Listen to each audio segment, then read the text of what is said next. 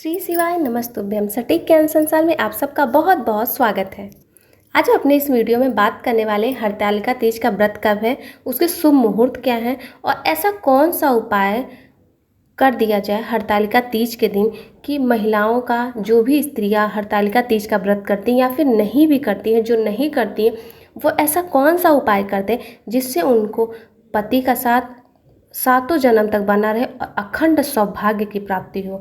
तो ये वीडियो सभी स्त्रियों के लिए देखना बहुत ही ज़रूरी है, क्योंकि इस वीडियो के लास्ट में मैं आपको बताऊंगी कि अखंड सौभाग्यवती रहने के लिए सभी स्त्रियों को कौन सा उपाय करना चाहिए। तो चलिए अब वीडियो की शुरुआत करते हैं।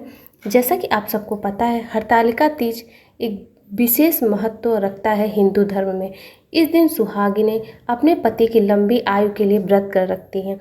हर साल 3 तीज के व्रत रखे जाते हैं। हरतालिका तीज और अलग अलग नामों से जाने जाते हैं। एक तीज हरियाली, दूसरी कजरी और तीसरी हरतालिका तीज के नाम से प्रसिद्ध है। हर तीज व्रत का एक खास महत्व होता है। भाद्रपद महीने के शुक्ल पक्ष की तृतीया को हरतालिका तीज का व्रत रखा जाता है। इस दिन सुहागिनें महिलाएं पूरे दिन भूखे रख के हरतालिका तीज का व्रत करती हैं। भाद्र महीने के शुक्ल पक्ष के तृतीया के दिन ये जो व्रत पड़ता है, ये बहुत ही सुहागन महिलाओं के लिए बहुत ही खास व्रत है। इस दिन महिलाएं अपने पति की लंबी उम्र की कामना के लिए व्रत रखती हैं। ऐसा माना जाता है कि सबसे पहले इस व्रत को माता पार्वती ने भगवान शिव के लिए किया था। कहा जाता है कि हरतालिका तीज का व्रत करने से माता पार्वती को भगवान शिव जैसा वर मिला था। तभी से सुहागिनी महिलाएं और कुंवारी लड़कियां इस व्रत को करती हैं। ऐसी मान्यता है कि जो कुंवारी लड़कियां इस व्रत को पूरे विधि विधान से और इसका जो भी व्रत का नियम है उसका पालन करते हुए इस व्रत को रखती है, उसे मन चाहे वर की प्राप्ति होती है। चलिए अब इस हरतालिका तीज के व्रत को महत्व को समझ लेते हैं कि ये हरतालिका तीज कब से मनाया जाता है और क्यों मनाया जाता है। हरतालिका तीज को 2 शब्दों हरत और आलिका से मिला के बनाया गया है। हरतालिका तीज की कहानी के अनुसार माता पार्वती की सहेलियों ने उनका हरण किया था और उनके पास जाकर माता पार्वती के इच्छा के विरुद्ध उनके पिता ने उनका विवाह भगवान विष्णु से तय कर दिया था। इसलिए उनकी सहेलियों ने उनका हरण करके एक गुफा में उनको रख दिया था, जहाँ पे माता पार्वती ने निर्जला तब साधना की थी उस गुफा में बैठ के भगवान शिव को पाने के लिए। तो जो दिन माता पार्वती ने भगवान शिव ने दर्शन दिया और उन्हें अपने पत्नी के रूप में स्वीकार करने का वचन दिया, वही दिन है हरतालिका तीज। इसीलिए उनकी सहेलियों ने उनका हरण करके एक गुफा में छुपाया और फिर भोलेनाथ ने उनको दर्शन देके उनकी इच्छा पूरी की।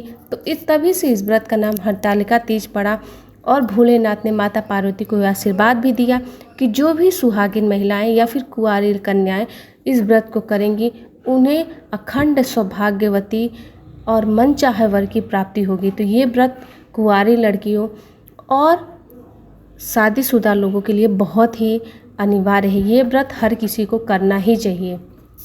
अब चलिए हम बात कर लेते हैं, ये जो हरतालिका तीज का त्यौहार है, ये 2023 में हरतालिका तीज कब पड़ने वाली है। तो आपको बता दें, हरतालिका का तीज 2023 में 18 सितंबर को पड़ने वाला है। इस दिन बहुत लोगों के मन में कन्फ्यूजन है कि 17 को है, कुछ लोग कह रहे हैं 19 को भी है, लेकिन ऐसा नहीं है।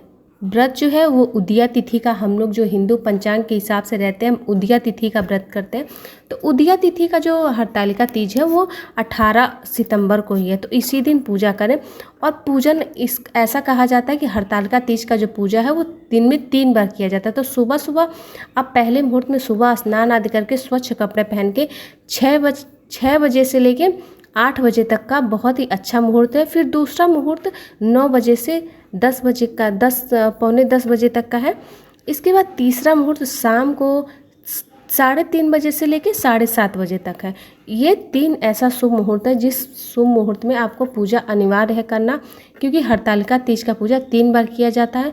और कहा जाता है कि हरतालिका तीज के दिन महिलाओं को, जो भी व्रत रखती हैं, उनको सोना नहीं चाहिए। हरतालिका तीज के दिन रात भर सोया नहीं जाता है, क्योंकि ऐसा जब आप हरतालिका तीज का कथा पढ़ेंगे तो उसमें बताया गया कि हरतालिका तीज में जो सो जाता है उसकी कोई भी कामना पूरी नहीं होती है। तो इसलिए हरतालिका तीज के व्रत के दिन रात में सोते नहीं हैं। और फिर अब चलिए हम आपको जिस उपाय के बारे में बता रहे थे कि हम लास्ट में आपको खास उपाय बताने वाले हैं, तो ये उपाय शिव महापुराण का है। तो जब भी महिलाएं जिस दिन हरतालिका तीज का उनका व्रत है, वो सारे लोग ऐसा तो करते होंगे कि 16 श्रृंगार का सामान किसी सुहागिन स्त्री को दान देते होंगे, वो तो आप सब करते होंगे, ये तो करना ही है। उसके बाद आपको भोलेनाथ को किसी भी पेड़ की 7 पत्तियाँ तोड़ के, किसी भी पेड़ की, ये कुछ नहीं है कि इसका उसका, जो भी आपके पास आपके आसपास जो भी पेड़ है उसकी बस हर एक पेड़ की मतलब 7 पेड़ की एक एक पत्ती आपको लेनी है और भोलेनाथ पे जाके चढ़ा देनी है अपनी मनोकामना कह के। आपको अखंड सौभाग्य का वरदान मिलेगा। ये काम सिर्फ हरतालिका तीज के दिन करना है। और एक दूसरा उपाय है जो शिव महापुराण का है, वो ये है जब हरतालिका तीज का महिलाएं व्रत करती हैं तो उसका विधिवत भगवान का शिवलिंग बना के और ढेर सारी महिलाएं मिलकर इकट्ठा होकर, या फिर अगर आप ऐसी जगह पे रहती जहाँ नहीं कोई लोग रहते, आप अकेले रहती हैं तो भी कोई दिक्कत नहीं, आप घर पे ही शिवलिंग बनाइए और शिवलिंग के ऊपर फुलेरा ज़रूर बनाइए। फुलेरा अवश्य, आपको बता दें कि फुलेरा क्या होता है। तो भगवान शिवलिंग आप बनाएं, उसके ऊपर एक कोई भी टोकरी आप बनाइए और उसमें फूल की कई लड़ियाँ लटका दीजिए। 6 फूल की जो लड़ियाँ है वो 5 से अधिक होनी चाहिए। 5 से अधिक आप कितनी भी लटका सकते हैं, लेकिन 5 से कम लड़ी नहीं लटकानी है।